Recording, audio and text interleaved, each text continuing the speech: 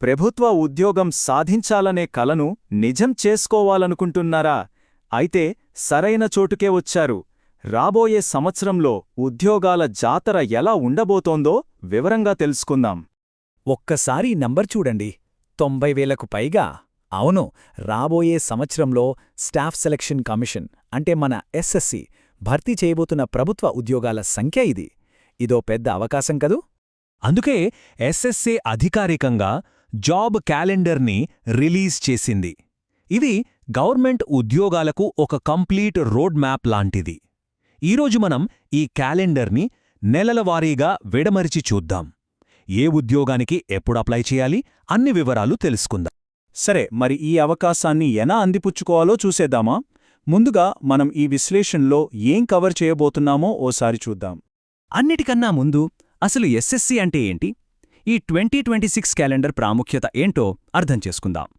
చాలామందికి ఎస్ఎస్సి అంటే staff selection commission అని తెలుసు. కానీ దీని అసలు పని ఏంటంటే కేంద్ర ప్రభుత్వ మంత్రిత్వ శాఖలు, డిపార్ట్మెంట్లలో రకరకాల పోస్టులకి సిబ్బందిని రిక్రూట్ చేయడం. సింపుల్గా చెప్పాలంటే income tax, railways, postal department లాంటి చాలా ముఖ్యమైన విభాగాల్లో పర్మనెంట్ సెంట్రల్ గవర్నమెంట్ ఉద్యోగం సంపాదించాలంటే ఎస్ఎస్సి ఒక ముఖ్యమైన ద్వారం అన్నమాట. సరే, ఇక క్యాలెండర్లోకి వెళ్ళిపోతాం. సంవత్సరం మొదట్లోనే చాలా నోటిఫికేషన్లున్నాయి. అవేంటో చూద్దాం రండి. చూడండి, మార్చి, ఏప్రిల్ నెలలు ఎంత బిజీగా ఉన్నాయో. మార్చిలోనేమో సెలక్షన్ పోస్టులు, అందరూ ఎంతో ఎదురుచూసే సీజీఎల్, ఇంకా జూనియర్ ఇంజనీర్ నోటిఫికేషన్లు రాబోతున్నాయి. ఇక ఏప్రిల్లో stenographer, combined higher secondary level అంటే సిహెచ్ఎస్ఎల్, ఇలా ఒకదాని తర్వాత ఒకటి వరుసగా అవకాశాలు రాబోతున్నాయి. ఇప్పుడు వీటిని కొంచెం వివరంగా చూద్దాం. మార్చి నెలలో వచ్చే నోటిఫికేషన్లివి.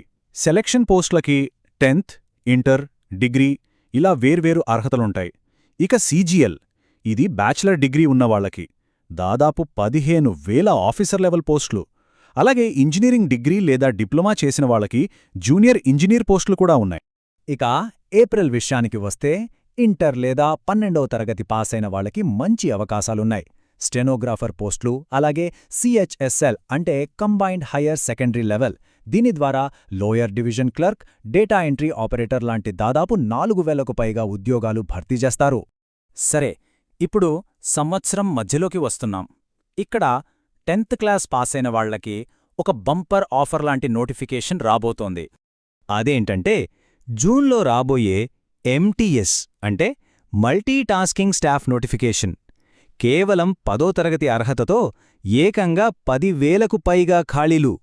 ఇది నిజంగా చాలా పెద్ద అవకాశం, అస్సలు వదులుకోకూడదు. ఇప్పుడు మనం ఈ క్యాలెండర్లోనే అతిపెద్ద రిక్రూట్మెంట్ డ్రైవ్ గురించి మాట్లాడుకోబోతున్నాం. పోస్టుల సంఖ్య పరంగా ఇదే అతిపెద్దది. అదే సెప్టెంబర్లో రాబోయే జీడీ కానిస్టేబుల్ నోటిఫికేషన్. దీని ద్వారా బీఎస్ఎఫ్, సిఐఎస్ఎఫ్ లాంటి కేంద్ర సాయుధ బలగాల్లో కానిస్టేబుల్ పోస్టుని భర్తీ చేస్తారు. ఖాళీలు చూడండి, 30,000 నుంచి 50,000 వరకు. దేశానికి సేవ చెయ్యాలనుకునే యువతకు ఇదొక సువర్ణావకాశం. మరి ఎంటీఎస్కి, జీడీ కానిస్టేబుల్కి తేడా ఏంటి? రెండింటికీ మొదట ఒక కంప్యూటర్ బేస్డ్ ఎగ్జామ్ ఉంటుంది. కానీ జీడీ కానిస్టేబుల్ పోస్టులన్నిటికీ ఫిజికల్ టెస్టులు అంటే శారీరక దారుఢ్య పరీక్షలు తప్పనిసరి. అదే ఎంటీఎస్లో అయితే కేవలం హవల్దార్ లాంటి కొన్ని పోస్టులకు మాత్రమే ఈ ఫిజికల్ టెస్టులు ఉంటాయి. ఇది చాలా ముఖ్యమైన తేడా. సరే, ఇన్ని అవకాశాల గురించి తెలుసుకున్నాం కదా, మరి వీటికి ఎలా సిద్ధమవ్వాలి? తర్వాతి స్టెప్స్ ఏంటి? అన్నిటికన్నా ముఖ్యమైన విషయం, ఈ ఉద్యోగాలన్నింటికీ దరఖాస్తు చేసుకోవడానికి ఒకే ఒక అధికారిక వెబ్సైట్ ఉంది. అదే ssc.gov.in. దీని గుర్తుపెట్టుకోండి, వేరే నకిలీ వెబ్సైట్లని అస్సలు నమ్మొద్దు. ఇక్కడ చెప్పినట్టుగా నోటిఫికేషన్ వచ్చాక ప్రిపేర్ అవుదాంలే అని అస్సలు అనుకోవద్దు.